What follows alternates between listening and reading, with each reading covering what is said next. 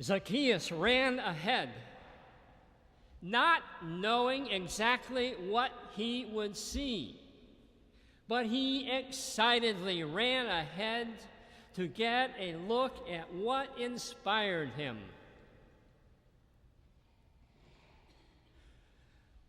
With our 2020 hindsight, we deduce that he was responding wholeheartedly to the movement of grace that invited him into a new kind of relationship.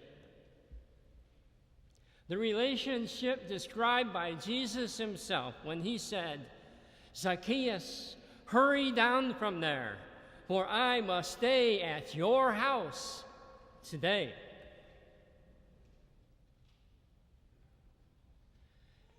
The flip side of the encounter is the implied one about the disciples and the crowd who missed the point as they grumbled and complained. But Zacchaeus confidently stood his ground, for he was a good person with a heart set on the higher gifts. In him we find another witness of the saints.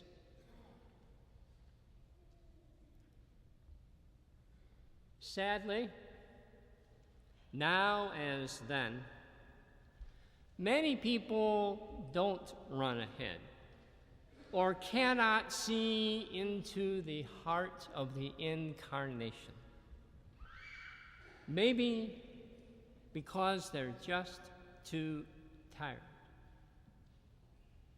Or maybe it's because they feel beaten down by life's trials and tribulations. Or maybe they're too focused on other people offering judgments, complaining, and grumbling.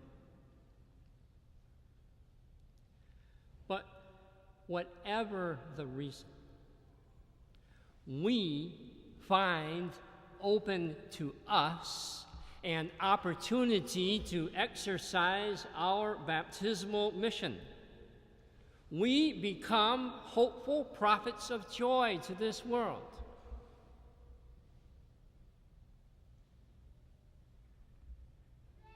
A few years ago, a church in a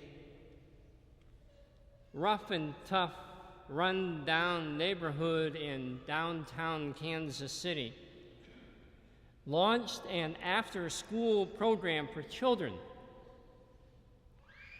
The church's new, young, and enthusiastic youth minister organized games, food, Bible stories, and homework help, of course. About 45 to 60 kids showed up every afternoon after school.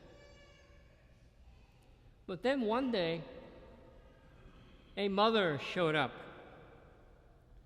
and came up to him and asked, "Are you the one running this program?" "Yes, I am." "My son's in this program." "Well, we're glad to have him, and I hope he's having a good time." And then she got to her point. "Well, he can play the games, and he can eat the food, but I don't want him listening to those stories." Young clergyman is taken wholly aback by this. We just get them out of the Bible. They're Bible stories. She insisted, "I don't want him listening to those stories." But why? We're not trying to indoctrinate him. We're just telling Bible stories. But Mom was adamant. He's gotten to where he's coming home now, thinking he's as good as anybody in Kansas City. And you are setting him up for bitter disappointment. I don't want him to hear those stories anymore. Young pastor did not know what to say or do, thinking to himself, I'm just trying to do some good here. And of course, again, with 20/20 hindsight, we know that he was indeed doing good there. What that child was hearing was something that his blighted neighborhood denied: hope and justice and healing and resurrection.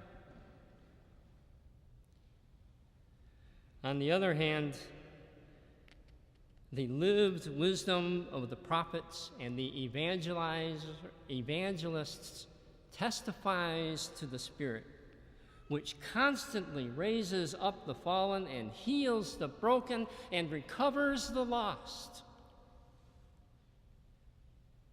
Clearly, Scripture proclaims that every man, woman, and child possesses a goodness and dignity just by virtue of being created by God. That is a wisdom by which we must live.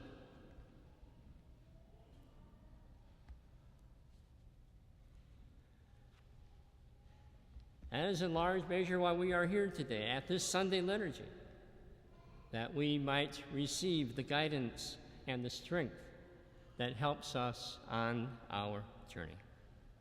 A journey on wisdom's road through all of our tomorrows. But also at this liturgy today, as Father Raka mentioned at the beginning of Mass, this is a day to express gratitude for and to a unique part of our university community, which for the past 30 years has been a faithful companion in prayer. Hundreds of undergraduates and a few others have at one time or another joined their voices as the Notre Dame Folk Choir,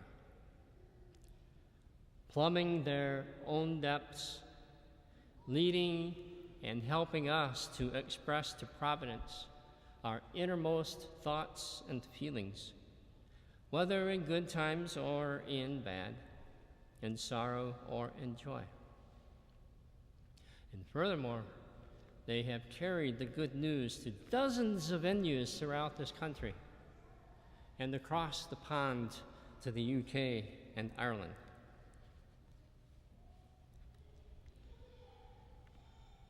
Monsignor Dennis Lennon has traveled here from Ireland specifically for this occasion, and I think that we can allow that he stands as a delegate for many others who surely would like to be here with these choir members and alumni who have and do so melodiously and harmoniously serve the church.